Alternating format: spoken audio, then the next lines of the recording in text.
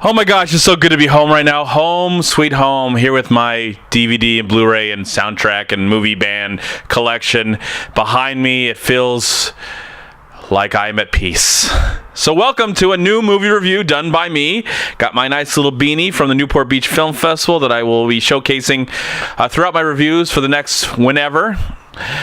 What did I see tonight? Well, I saw a documentary, and I went to the theater down in Santa Ana near South Coast Plaza that showcased the Newport Beach Film Festival, but of course the Newport Beach Film Festival is now gone. Sadly, I'm crying. You can see I'm crying, but still onward to seeing as many movies as I possibly can this year. And again, I saw a new documentary. Let's talk about it really quick. The movie is called Misery Loves Comedy. And it's a film that's actually directed by actor and comedian Kevin Pollak from The Usual Suspects and, of course, his many talented things that he's done throughout his career. I don't know if you knew that he is an actor. Of course, we all knew that he was an actor, but did you know that he was a comedian and probably one of the best?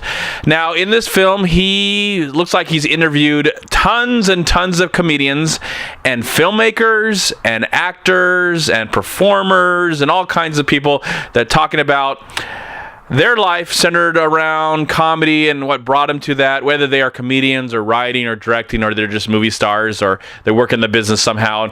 And, you know, there's a series of interviews, and that's really all we get in this film. You know, one minute we're being seeing an interview with Bob Saget, next one with Kevin Smith, next one we're with Tom Hanks. And then we're with, what's his name? There's just so many people attached to this film. And then in the background, you can hear that Kevin Pollak is interviewing all of them. So I just, was really looking forward to seeing this film because just from who's in the movie. I saw the trailer and it's like, wow, this looks like a really interesting examination on what it is to be funny, what are the trials and tribulations you have to go through to be funny, and just what it all goes into to trying to be the best comedian you can possibly be, and all the problems that go into it, from bombing to succeeding to feeling that natural high of performing in front of an audience and changing lives. So that's what we get. There's nothing really groundbreaking with this film. Just interview after interview after interview, we get a little bit of insight in the person's past. And as a viewer and as someone who does appreciate comedy and all the talent that goes into it, I felt a little let down by watching this movie. I felt like there were so many interesting stories, especially when we hear from the daughter of George Carlin and her adventures. I think we could have, the whole movie could have been centered around her story and her father's story and her adventures with her father as they went out around the world and just made the world laugh. I almost wished we could have stepped out of this film and went into another film. There's another part of the movie where there's an interview by Freddie Prinze Jr. And yeah, he's not known for his comedy, but he's known for his acting and for being the son of Freddie Prinze, who was an amazing comedian in his own right, who sadly killed himself.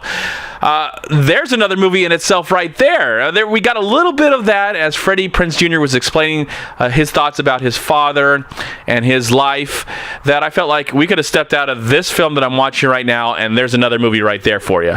I just felt like there were so many moments in this movie where we could have had something more profound and interesting instead of something that felt a little shallow.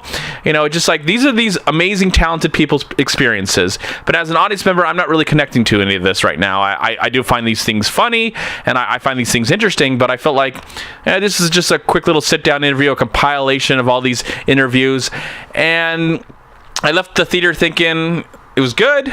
Yeah, it was cool. I'm glad Kevin Pollak could get his friends together. We could have these insightful interviews, but nothing came off to me important. Nothing really came up that important. I would honestly rather watch these people in action than anything else. That's what I got from watching this film.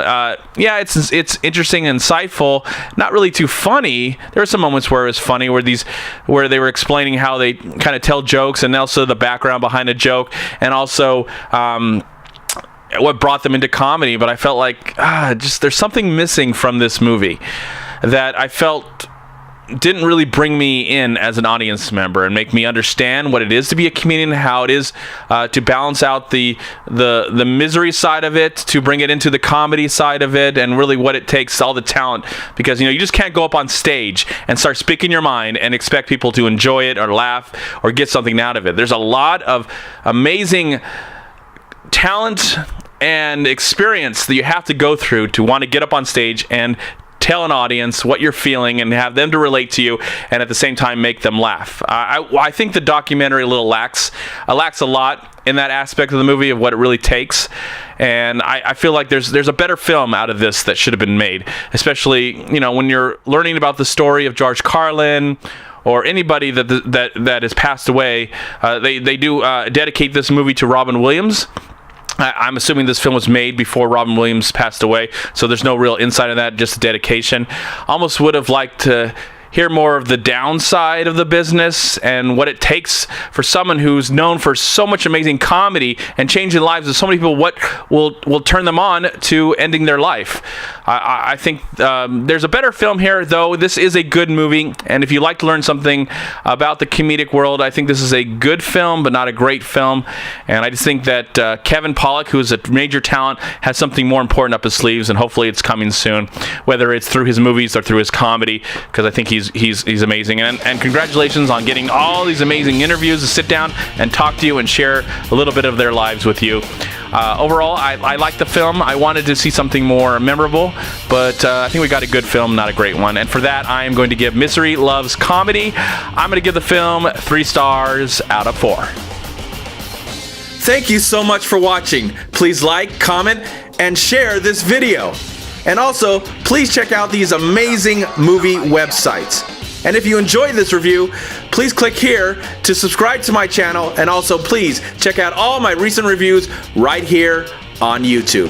Have a great day, live film, find peace, happiness, and harmony in anything and everything you do, and I'll talk to you at my next movie review.